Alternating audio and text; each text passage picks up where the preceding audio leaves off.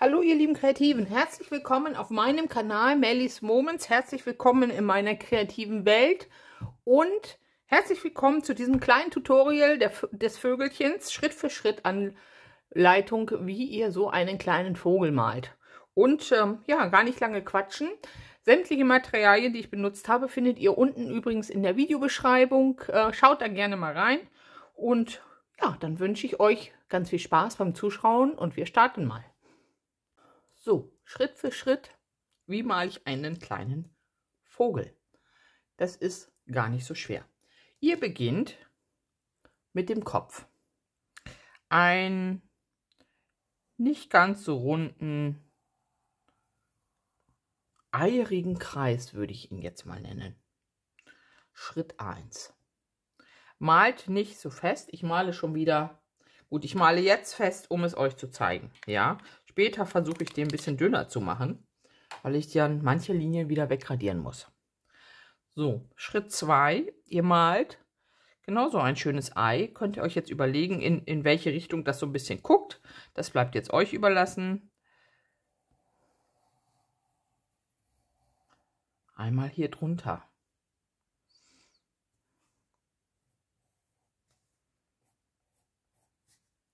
Ja, ein bisschen überlappend. Das kleinere Ei überlappt das größere Ei. Man kann die auch ein wenig mehr so seitlich malen. Also einmal so und einmal so.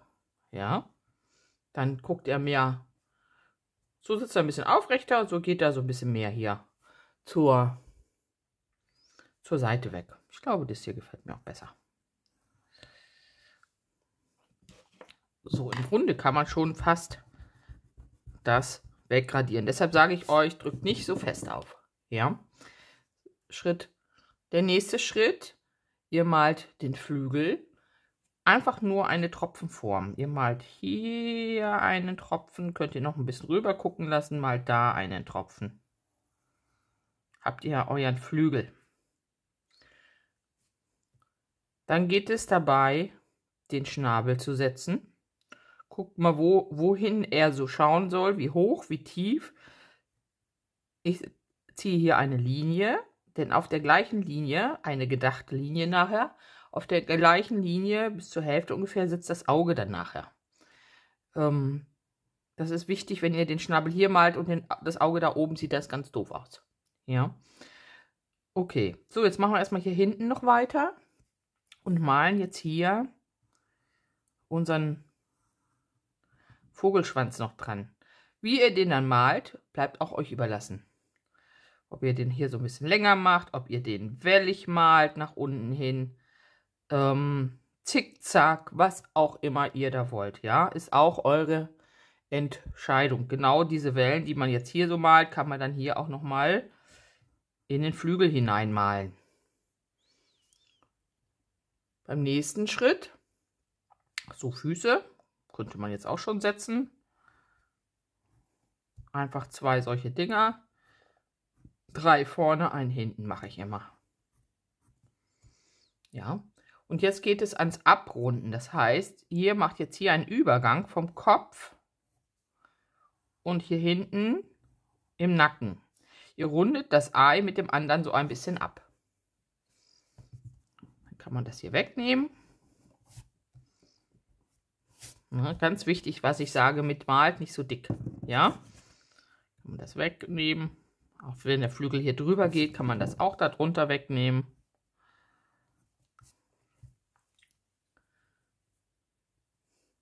Gut, der Flügel, der Schnabel, ein Dreieck, was aber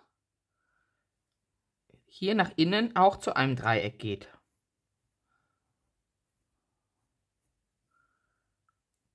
Oder vielmehr, ja, doch kann man so sagen.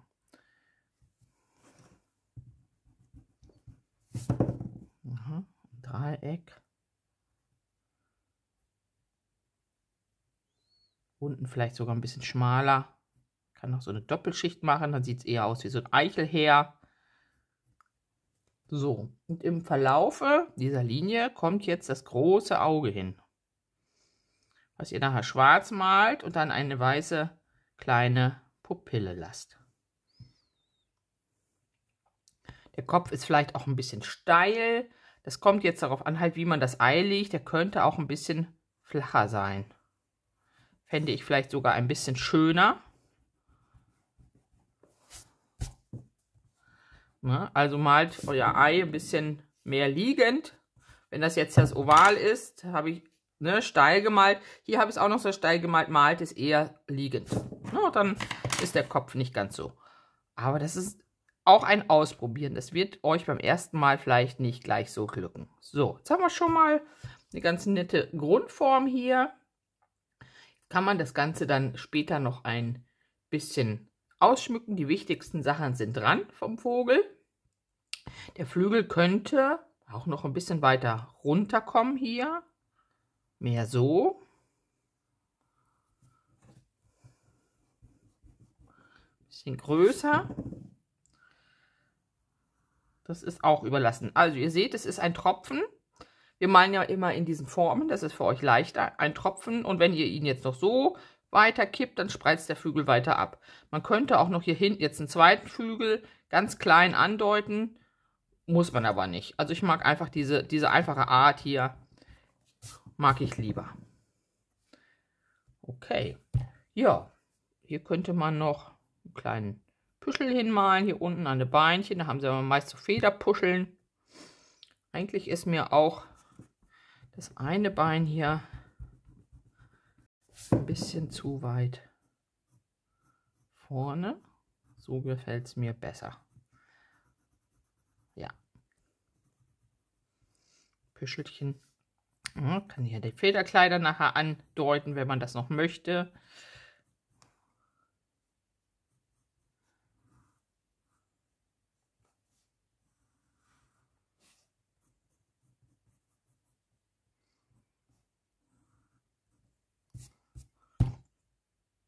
Kann dann das malen, wie man will. Wenn du ein Rotkehlchen malst, malst du das hier so rot-braun, unten grau, oben braun. Bei einer Meise, ne, mit Gelb und Blau das Ganze. Aber ich habe gleich was ganz anderes vor damit. Ich wollte euch nur mal zeigen, wie ihr mit ganz einfachen Formen erstmal euren Vogel hier malen könnt. Genau. Habe ich sonst noch was vergessen? Nö. Federn kann man dann so andeuten noch, ne, mit Strichen, wenn man das möchte. Auch hier Striche reinsetzen. Das bleibt alles euch überlassen. Auch um die Augen herum, wenn da so kleine Strichlinien sind, macht sich das immer ganz gut. Ja, an der Brust nochmal so ein paar, so Federkleid halt angedeutet. Ne? Könnt das hier so ein bisschen aufrauen, das Federkleid. Ja. Aber so prinzipiell wäre das jetzt erstmal so der Vogel. Ihr seht schon, ich ändere noch ganz oft die Form. Ich passe mir das an, wie es mir dann gefällt. Da seid ihr auch frei. Ihr Hauptsache, ihr wisst, 2 Ovale, ein Tropfenform hinten. Das ist so ein bisschen wie so ein, ja, vielleicht wie ein Dreieck könnte man es fast malen. Wenn man sich das hier weiterdenkt, ist es wie so ein nicht gleichschenkliges Dreieck. So könntet ihr das auch sehen. Ja, gut. Und jetzt male ich das mal als das, was ihr nachher oder vorher am Anfang auf der Karte gesehen habt. So, ich probiere heute nochmal das gute Papier aus, das neue Papier. Alle Sachen, die ich benutze, findet ihr übrigens unten in meiner Videobeschreibung verlinkt. Also wer sich dafür interessiert, das neue Papier, die neuen Pinsel. Ich habe damit schon mal noch ein bisschen weiter gemalt. Die Fumui-Pinsel, die ich euch vorgestellt hatte. Ein Traum. Ich sag's euch, ich liebe sie jetzt schon. Vor allen Dingen haben die so eine unfassbar schöne Spitze beim Malen. Also ganz toll. Ich muss mal gucken, wenn es davon noch so richtig, also guckt euch diese Spitze an. Wenn es davon noch so richtige Rundpinsel gibt, mit rund meine ich dann sowas hier, dann werde ich mir die vielleicht auch noch holen. Aber mit denen bin ich so glücklich gerade. Es ist unfassbar. Also, auch die sind unten verlinkt. Die kann ich euch wirklich empfehlen. Die sind wirklich toll. Ich bin jetzt schon, ich habe da ein bisschen mit zwischendurch gemalt. Ich bin ganz begeistert. So, jetzt schnappe ich mir hier erstmal ein Blatt raus aus dem guten Block und werde mir das klein schneiden. Ich möchte gerne unbedingt nochmal dieses gute Papier ausprobieren. Ich nehme ja sonst für meine Karten immer mein einfaches Papier. Das wäre kein Cotton, das ist dieses hier, das Aquapad Papier. Für die Karten reicht mir das normalerweise hin. Aber heute möchte ich dieses hier gerne nochmal ausprobieren. Und dann nehme ich mir meinen guten Dahle-Schneider und schneide mir hier nochmal mein Papier ein bisschen klein. So, das hat eine Länge. Ja, zeige euch mal, das hat hier eine ganz tolle Skala dran. Ich kann erstmal gucken, das Papier hat eine Länge von 30 cm. Dann weiß ich, ich kann es bei 15 cm abschneiden und habe die Hälfte dann. Ne? 15 wäre da. Habe dann die Hälfte von meinem Papier. Passt. Genau, hälftig. Und jetzt schneide ich davon jetzt das eine nochmal ein bisschen kleiner. Das mache ich aber tatsächlich nicht zur Hälfte, weil ich weiß, dass es sonst nicht auf meine Karte... Also wenn ich das jetzt halbieren würde, würde es nicht auf meine Karte passen. Ich nehme mir hier mein A6 und das passt dann nachher auf meine große Karte. Und habe tatsächlich hier auch mal ein schönes quadratisches Fass, was ich mal anderweitig nutzen kann. Genau, so, der kommt weg. Dann habe ich jetzt hier mein Aquarellpapier. Ich mache euch erstmal wieder ein bisschen größer. Okay, also nochmal einen Hauch größer. Der Kopf.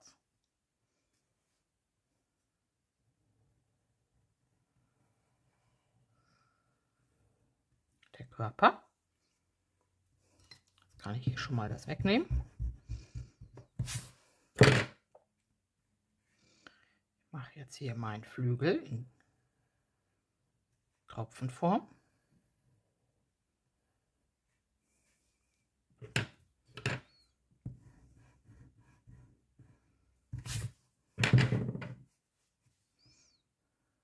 Ziehe mir hier meinen Hals ein bisschen rund.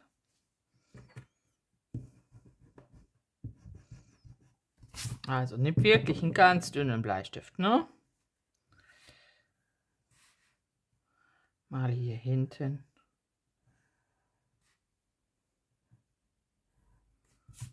Mein Schwänzchen hin. Und ich habe ein bisschen was vor mit dem, deshalb habe ich hier noch mehr Platz gelassen. Ich will ein bisschen, hier kommt jetzt gefühlt erstmal der Schnabel hin.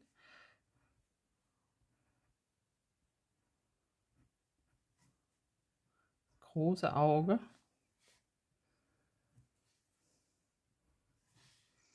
Und der hat mir eigentlich den Bauch noch nicht dick genug. Der soll so richtig plusterig sein. Da mache ich den Bauch noch mal ein bisschen runder. Ich möchte gerne so einen kleinen skandinavischen Vogel machen, so ein kleines Wintermotiv. Ich male dem jetzt hier noch mal einen Schal hin.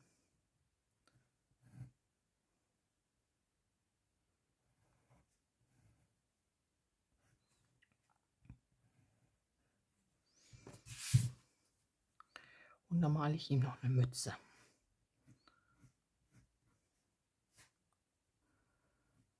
So, die Mütze hat noch eine Krempe. Und deshalb war das jetzt bei mir hier hinten so, weil ich das so ein bisschen anders haben wollte als normalerweise beim Vogel.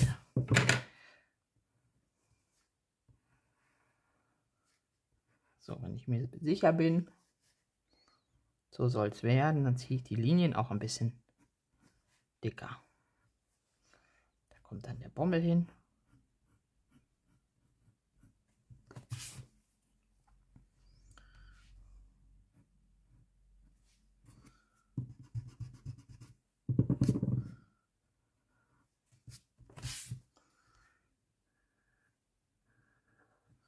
Genau, der Flügel kann hier so ein bisschen über den Schal noch gucken.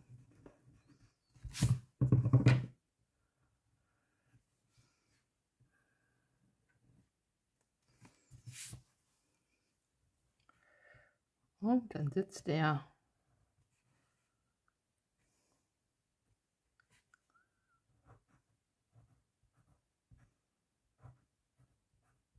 gleich auf einem Ast, den ich hier noch so hinmale. Das ist erstmal meine Grundform. Ich weiß noch gar nicht, ob mir der Schnabel da so gefällt. Nicht wirklich.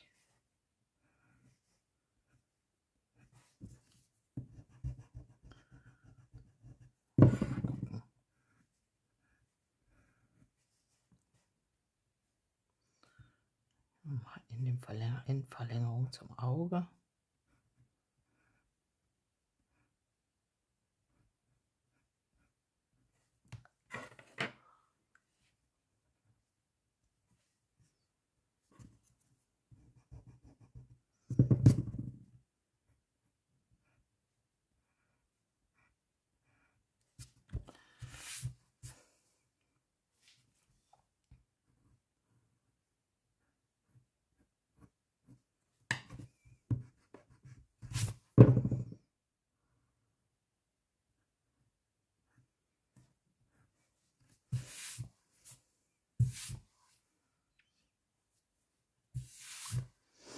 Ja, so, das kleine gute Stück.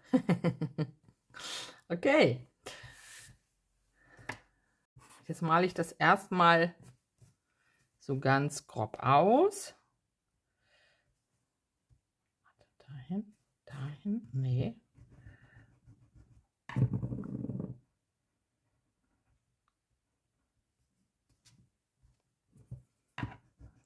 Nicht, wo ich das Weiß vom Auge hinsetze.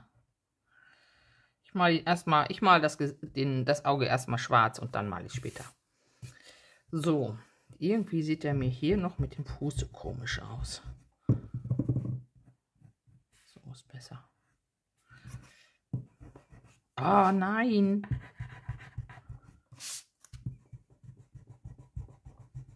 Oh, ich hasse es, ich hasse es. Also ja, das Papier ist auf jeden Fall ein bisschen empfindlicher, was Radiergummi angeht. Ja, da muss ich gleich mal gucken, dass ich da den Ast hinmale mit einem Blatt oder so.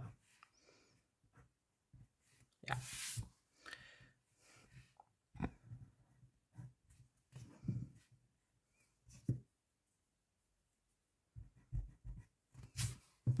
Ihr seht, auch ich radiere viel rum, ich probiere viel, bis mir die Form gefällt, die ich habe. Ja, von daher, das ist ganz normal. Grämt euch nicht, wenn es euch auch so geht. Immer wieder noch ein bisschen hier, ein bisschen da. Größe, Form. Das Radiergummi ist nicht gut dafür. Es gibt diese Knetradiergummis, die sind für dieses Papier auf jeden Fall besser. Habe ich aber nicht mehr da, muss ich jetzt mit leben. So. Womit fange ich an? Fange ich mit dem Hintergrund an. Also, diese skandinavischen, ich möchte so einen Vogel in so diesen skandinavischen Volkart Farben machen. Die Farben bestehen aus Blautönen, Rot-Orangetönen, Türkis und einem Blau-Grün. Manchmal noch ein bisschen gelb. Sowas in der Richtung. Ihr kennt die alle, ich blende euch das gleich nochmal ein, was ich damit meine, mit diesen Farben. Und so soll dieser Vogel mal werden. Und der soll ja mit ein paar Dudelmustern auch versehen werden. Und gucken wir mal, wie mir das so gelingt. Als erstes, ich mache nicht den Hintergrund, ich mache erstmal den Vogel. Ich hätte gerne den Vogel, den Körper in einem ganz hellen Blau. Ach übrigens, Mischteller. Kauft euch nicht immer die teuren im Internet. Ich habe hier eine wunderbare Mischplatte. Das ist eine Fleischplatte oder Kuchenplatte. Ja, ich kann die jetzt gar nicht so groß machen. Bei uns aus dem zweiten Markt. Secondhand für 1,50 €. Ihr müsst nicht immer die teuren im Internet kaufen. Guckt euch den an, der ist super. Den nutze ich jetzt hierfür. Da kann ich auch gleich mal das Blau und das Rot ein bisschen nutzen. Und da mische ich mir jetzt hier mal ein schönes helles Blau noch an. Guck mal. Hier nochmal ein bisschen, ich habe meine Farben nicht eingeweicht. Uiuiuiuiui.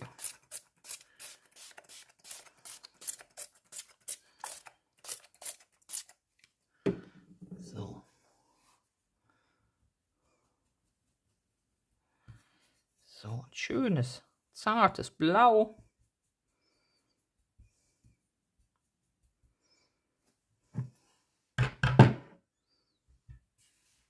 Und das nehme ich hier erstmal für meinen Vogel. Und ihr könnt jetzt hier sehen, wie fein diese Spitze ist. Das ist ein Wahnsinn, wie schön man damit gezielt malen kann.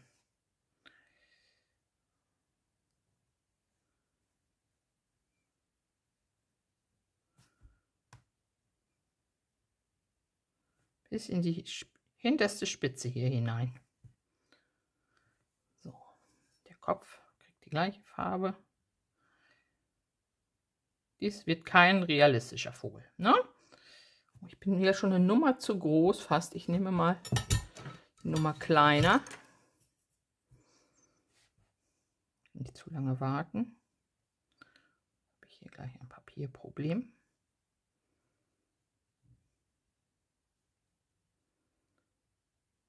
Ja. So. Sehr schön.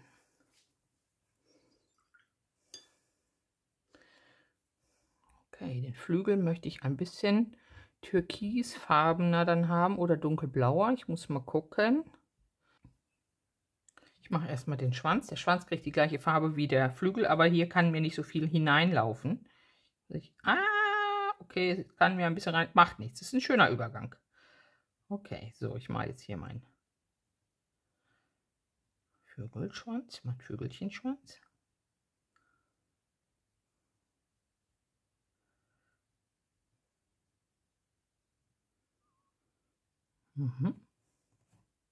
Ach, eigentlich sieht das ganz gut aus, wenn es da so ein bisschen reinläuft. Ja. Ihr könnt jetzt immer noch an der Form feilen, wie euch das gefällt.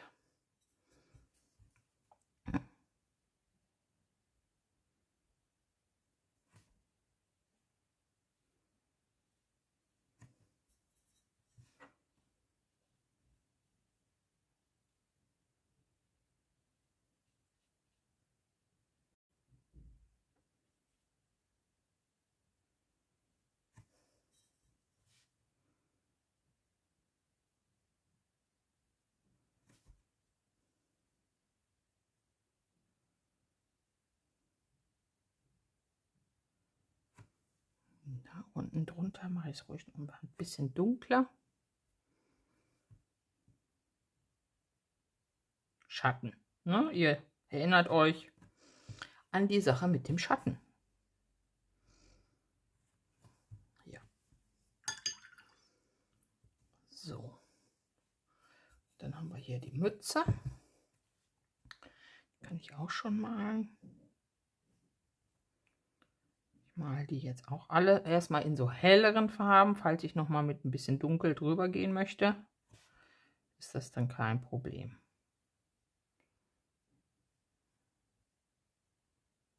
So, jetzt hoffe ich, dass es da schon ein bisschen trocken ist und mir nicht reinläuft.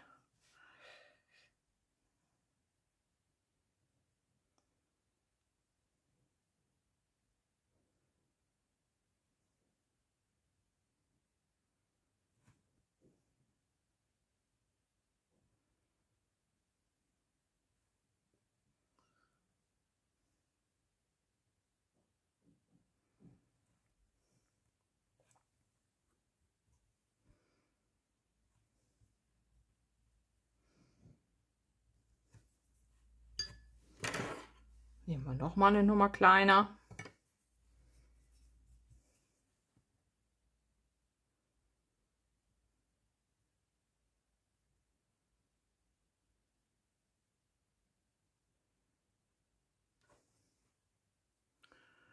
Und setzen da gerne auch noch mal ein bisschen ein Farbton hinein.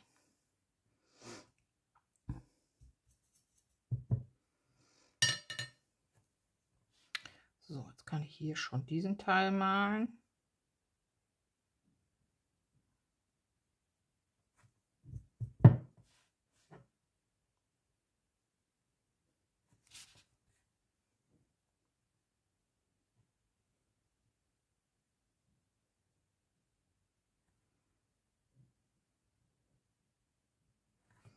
und kann hier wunderbare, kleine, zarte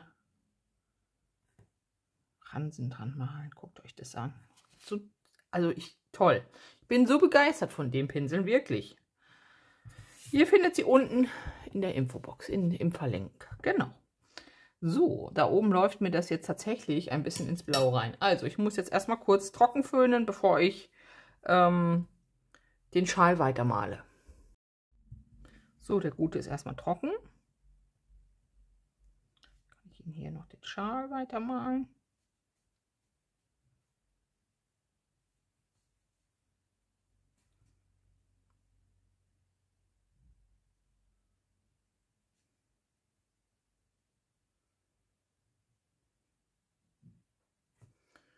Genau, ich würde jetzt hier tatsächlich noch mal die Krempe von der Mütze ein bisschen dunkler machen.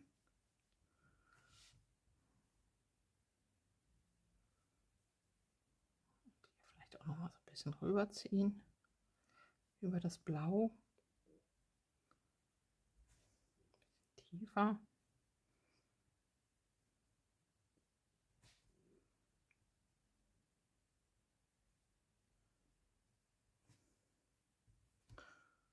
Mal hier den Bommel setzen.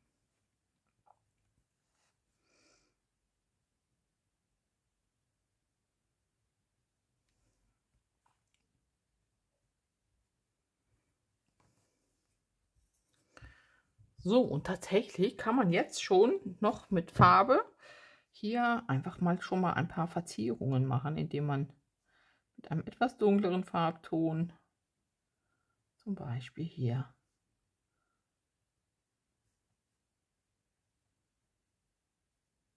schon mal Streifen draufsetzt.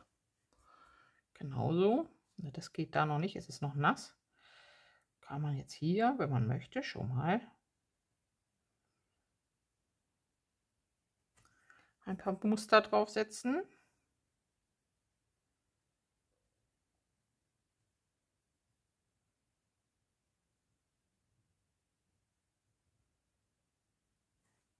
Ja.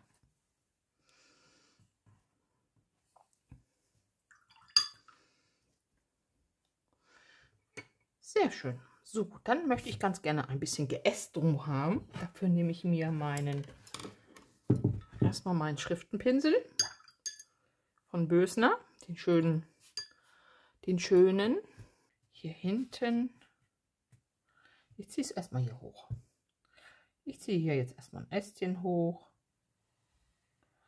der dann hier unter den Füßen lang geht und da hier auch ein bisschen dicker gleich wird. Aber ich mache den jetzt da oben erstmal ein bisschen zarter. Obwohl, jetzt habe ich so viel Farbe im Pinsel, jetzt kann ich sie auch weitermalen. So, und jetzt haben wir hier auch gleich meine Stellen bedeckt, wo das Radiergummi war. Also gar nicht dramatisch.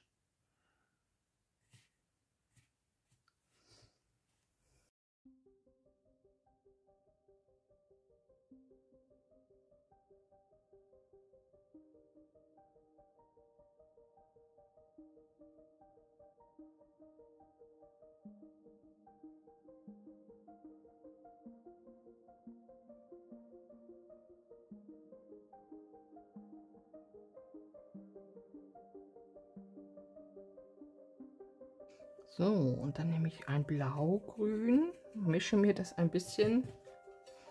Ich möchte keine ganz schrille andere Farbe reinbekommen. Ich mische mir das jetzt ein bisschen mit dem Grün. Dann harmonisiert sich die Farbe zum Vogel wieder. Und werde dann einfach mal ein paar Blätter malen in unterschiedlichen Grüntönen hier.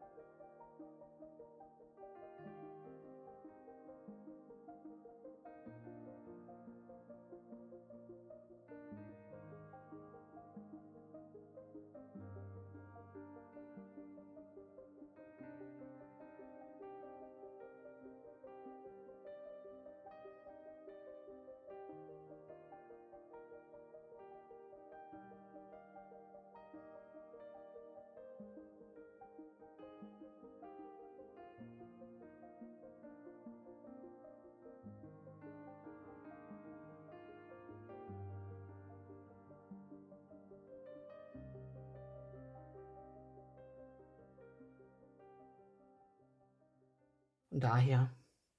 So, jetzt haben wir hier, ups, noch unser Grün und unser Blau auf dem Teller. Die Farben. Und damit werde ich jetzt einfach noch mal auch am Vogel ein paar Muster setzen und dann aber gleich noch mit dem Stift drüber gehen. So, und zwar mache ich jetzt hier noch mal, hier unten Kante. Ich gehe hier noch, oh, ich muss aufpassen. Oh. Frau Thiest hat immer so ein Talent, sich das zu versauen, indem sie mit ihrer Hand da durchgeht.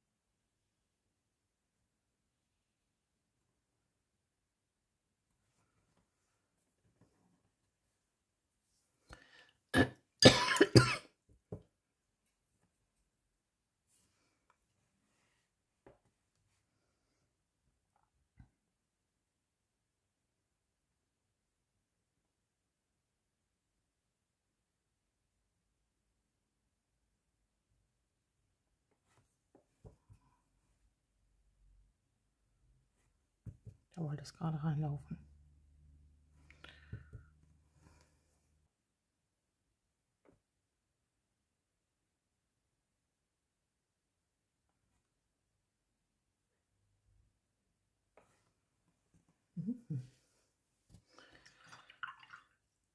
Okay, dann fehlt uns noch der Schnabel. Dann nehme ich auch wieder das Rot, aber ich mache ein ganz klein bisschen Gelb dazu, weil mir das Rot sonst zu... Ein ganz kleiner anderer Farbton muss drin sein im Bild. Aber es ist eine verwandte Farbe jetzt, dadurch wirkt es dann nicht so schlimm.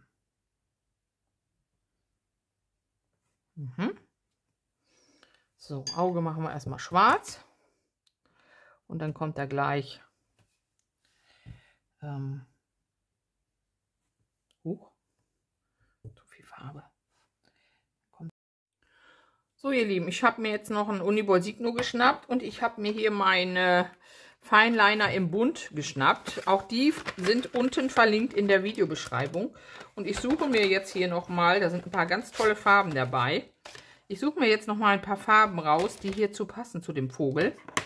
Und setze mit denen dann nochmal so ein paar, ich nehme ruhig dieses Weinrot oder das Normalrot, mal gucken, nochmal so ein paar Muster hinein. So, alles andere wird nicht funktionieren. Die Farbe passt auch noch toll. Gucken wir mal. Und vielleicht, nö, der Rest ist gut. So, aber als erstes werde ich mir tatsächlich mit dem Uniball Signo ein paar Muster hineinmachen. Zum Beispiel erstmal hier auf der Mütze wieder.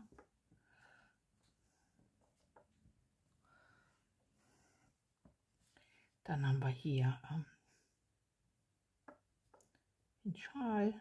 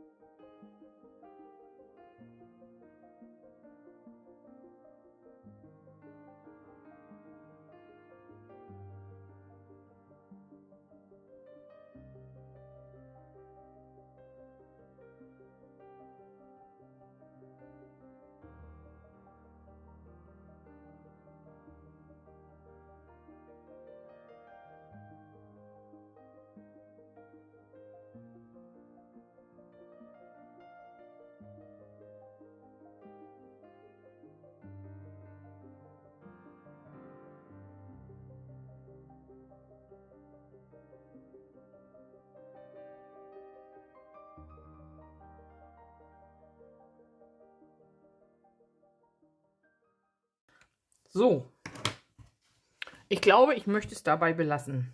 Man könnte jetzt noch mehr Muster drauf machen auf den Vogel, aber dann wird es mir zu voll, würde ich sagen. Genau, so. Ich werde jetzt noch die Ecken abrunden, glaube ich. Ja. Mit meinem Eckenstanzer. Auch den findet ihr unten in der Videobeschreibung. 3 verschiedene Möglichkeiten, die Ecken rund zu machen. Und ich nutze jetzt hier mal die 7 mm und kriege hier eine wunderschöne Abrundung. Und werde mir gleich noch eine passende Karte dazu suchen. Und vielleicht mache ich noch einen Spruch hin. Ich muss mal schauen. Wir sehen uns gleich wieder. So, ihr lieben Kreativen, da ist es, mein kleines Werk. Ja, ich musste die Karte noch ein bisschen kleiner schneiden, weil ich in diesem schönen Eisblau das nicht in der größeren Größe hatte. Aber das ist nicht schlimm, jetzt kommt kein Spruch mehr drauf. Ich finde es so jetzt auch gut. Habe einfach noch mal ein bisschen was an den Kanten weggenommen und das noch mal abgerundet. Und ja, hier ist das gute Stück. Ich werde in diesem Stil noch ein paar Sachen machen in nächster Zeit. Ich mache das ganz gern. Ich habe geguckt, was habe ich denn noch nicht gemacht. Ich habe ja sehr viele Weihnachtskarten, Winterkarten in den letzten 2 Jahren gemalt. Die findet ihr alle in der Playlist Weihnachten, Christmas. Und ich habe durchgeguckt und habe gedacht, was hast du denn noch nicht gemacht? Und ich werde ein paar Sachen mal machen, die ich noch nicht gemalt habe. Und dieser Look, den habe ich auch noch nicht gemacht. Und den fand ich aber ganz schön in diesem Jahr. Und ja, ich hoffe, euch gefällt es auch. Wenn ja, lasst mir gerne einen Daumen da, abonniert meinen Kanal und wir sehen uns im nächsten Video wieder. Bis dahin, macht's gut, eure Melanie.